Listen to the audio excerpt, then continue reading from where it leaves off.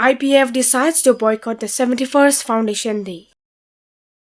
Indigenous People Forum decided to boycott the 71st Foundation Day celebration of NC Hills Autonomous Council, as demanded the intervention of group of ministers in a meeting held on 21st April at Guwahati.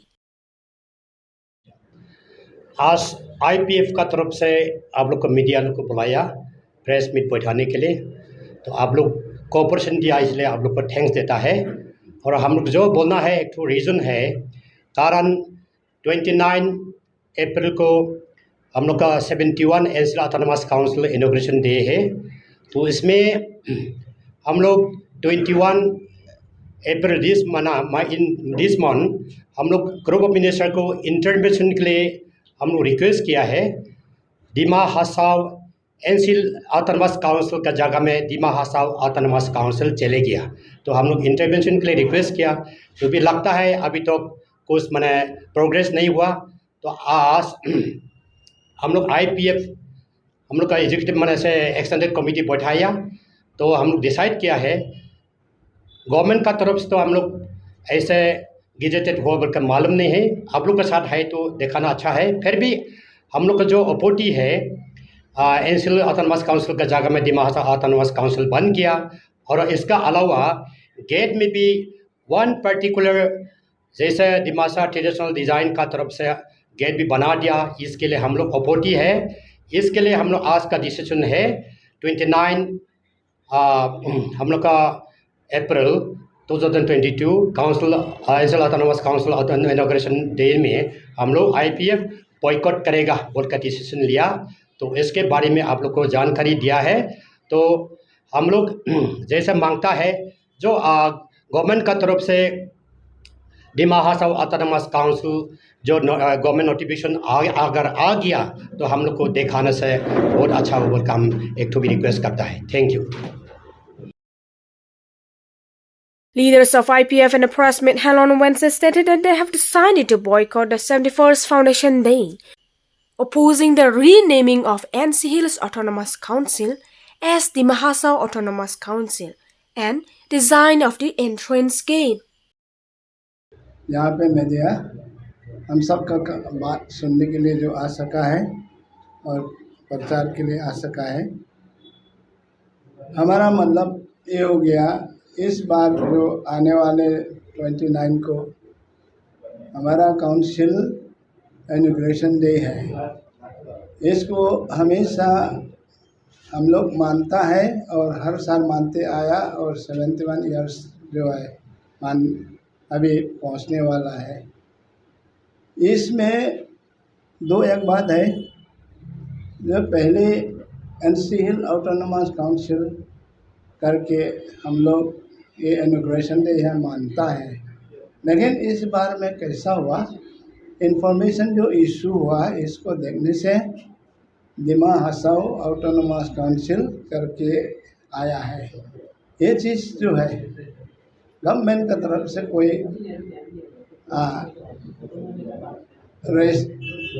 Notification है ना नहीं है ये भी मालूम नहीं है, और जहाँ तक हमारा मालूम है ये नहीं हुआ, क्योंकि इस बार जो गवर्नमेंट के साथ टॉक्स में हम लोग बताया था तब गवर्नमेंट ने भी ये बात नहीं माना है। तो आज कैसा ये नोटिस में या इंफॉर्मेशन में दिमा हसाव ऑटोनमस कैसा हुआ, वो इस नंबर 2 में काउंसिल गेट जो बनाया है अच्छा है। गेट बनाना तो बहुत ज़रूरी है, गेट बनाना बहुत अच्छा है, लेकिन ये काउंसिल सिंगल कम्युनिटी का काउंसिल नहीं है बोल करके यहाँ पे कई अन्य जाति का मिला करके काउंसिल है। तो इसमें कैसा एक कम्युनिटी का हिसाब से गेट जो है बना है, ये चीज़ के लिए भी हम लोग ये नहीं मानता।